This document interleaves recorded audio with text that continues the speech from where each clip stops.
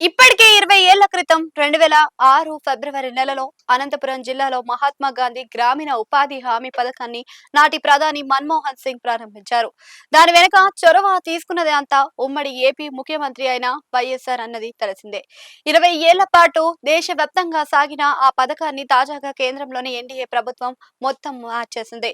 పేరుతో పాటుగా అన్ని మార్గదర్శకాలను మారిపోయాయి. ఈ కొత్త పథకం పేరు Viksit Bharat, guarantee for Rozgar and Ajeevika mission short cut లో విబిజీ రామ్జీ అని ఈ పథకానికి ఈ ఏడాది జూలై 1 నుంచి దేశవ్యాప్తంగా అమలు చేయాలని చూస్తున్నారు. మరి దానిని ఎక్కడ నుంచి ప్రారంభిస్తారు అంటే ఏపీ నుంచే అని అంటున్నారు. Viksit Bharat guarantee for Rozgar and Ajeevika mission VBG Ramji పథకం జాతీయ స్థాయిలో ప్రారంభోత్సవం జూలై 1న ఆంధ్రప్రదేశ్ నుండి జరుగుతుందని కేంద్ర గ్రామీణాభివృద్ధి, వ్యవసాయ, రైతు సంక్షేమ శాఖ మంత్రి శివరాజ్ సింగ్ చౌహాన్ ప్రకటించారు. దేశంలోని అన్ని రాష్ట్రాలు, కేంద్ర పాలిత ప్రాంతాలు, గ్రామీణ అభివృద్ధి మంత్రులు తమ తమ రాష్ట్రాలలోని వివిధ క్షేత్రస్థాయి ప్రాంతాల నుంచి వీడియో కాన్ఫరెన్స్ ద్వారా ఈ కార్యక్రమంలో పాల్గొంటారని ఆయన తెలిపారు.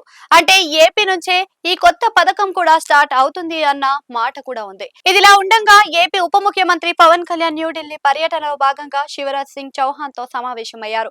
రాష్ట్రంలో గ్రామీణ అభివృద్ధి కార్యక్రమాల పురోగతితో పాటుగా ఉపాధి కల్పన, జీవనోపాధి పెంపు, పంచాయతీల అభివృద్ధి, వివిధ కేంద్ర పథకాల అమలుపై చర్చలు జరిపారు. ఈ ముఖ్యమైన కార్యక్రమాలను సమర్థవంతంగా అమలు చేసేందుకు ప్రస్తుత స్థితిని, భవిష్యత్ ప్రణాళికలపై ఈ సమావేశంలో చర్చించారు. ఇదే సందర్భంలో కేంద్ర మంత్రి శివరాజ్ సింగ్ చౌహాన్ మాట్లాడుతూ ఏపీ నుంచి విబిఆర్ రామ్జీ పథకం ప్రారంభిస్తామని చెప్పడం విశేషంగా తీసుకున్నారు.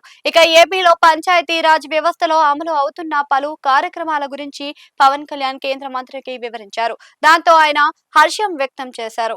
ఏపీలో గ్రామ పంచాయతీ అభివృద్ధి ప్రణాళిక గురించి తెలుసుకున్న కేంద్ర మంత్రి ఆంధ్రప్రదేశ్ అభివృద్ధి చేసిన ఆదర్శ పంచాయతీలు, వ్యర్థరహిత గ్రామ పంచాయతీల పనుల గురించి కూడా అందరికీ అవగాహన కల్పిస్తామని తెలిపారు. గ్రామీణ పరిపాలన, సుస్థిర అభివృద్ధి, సామాజిక భాగస్వామ్యం వంటి రంగాలలో ఏపీ ఉత్తమ నమూనాగా నిలిచింది అని కేంద్ర మంత్రి అన్నారు.